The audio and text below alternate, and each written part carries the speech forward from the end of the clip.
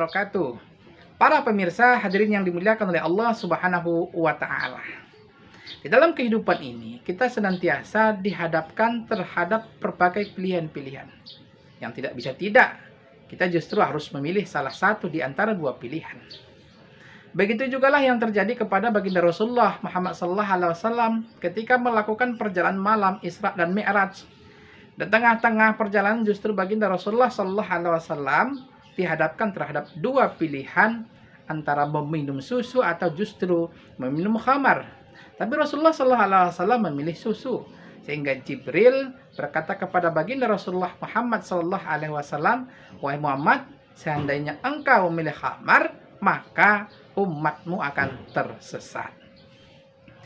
Nah, dari sini kita bisa melihat bagaimana Rasulullah SAW itu menginginkan kita umatnya ini hidup dalam kondisi kebaikan.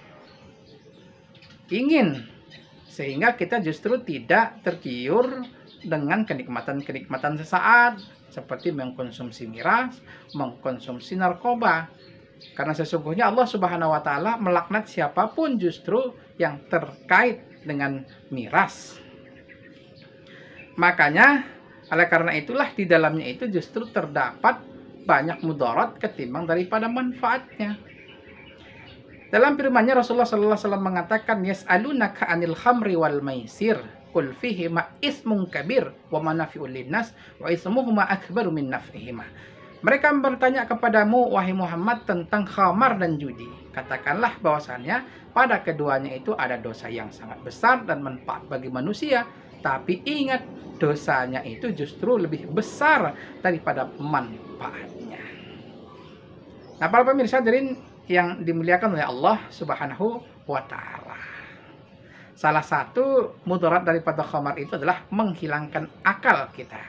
Padahal akal itu sesuatu yang sangat dibutuhkan dalam kehidupan. Akal sehat itu sangat penting. Sehingga orang yang kehilangan akal, orang yang tak berakal, dilarang dan diharamkan dalam Islam untuk melakukan ibadah salat. Padahal salat itu adalah merupakan sebuah kewajiban. Ya ayyuhalladzina amanu la taqrabus salata wa antum sukara hatta ta'lamu ma taqulun. Wahai orang-orang beriman, jangan kalian mendekati salat dalam kondisi mabuk sehingga kalian mengetahui apa yang kalian ucapkan.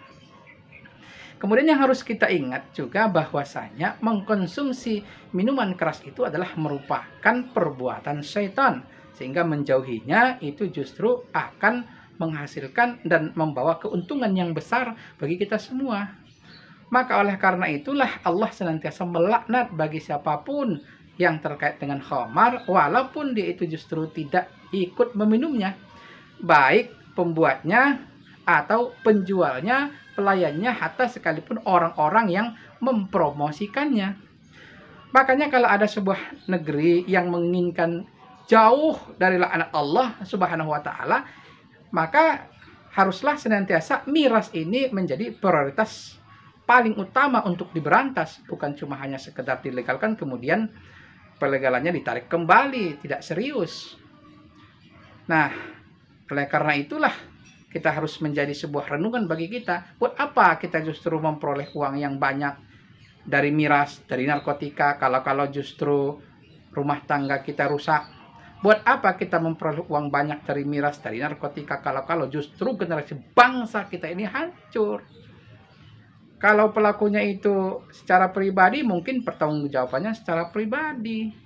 Tapi bagaimana kalau justru difasilitasi, dilindungi oleh undang-undang? Maka siapapun yang terkait pemberian perlindungan terhadap itu, dia akan senantiasa memperoleh dosa yang mengalir, hatta sekalipun dia telah meninggal dunia. Para pemirsa hadirin yang dimuliakan oleh Allah Subhanahu wa Ta'ala, inilah yang dapat saya sampaikan. Semoga bermanfaat bagi kita semua. Billahi taufiq wal hidayah. Wassalamualaikum warahmatullahi wabarakatuh.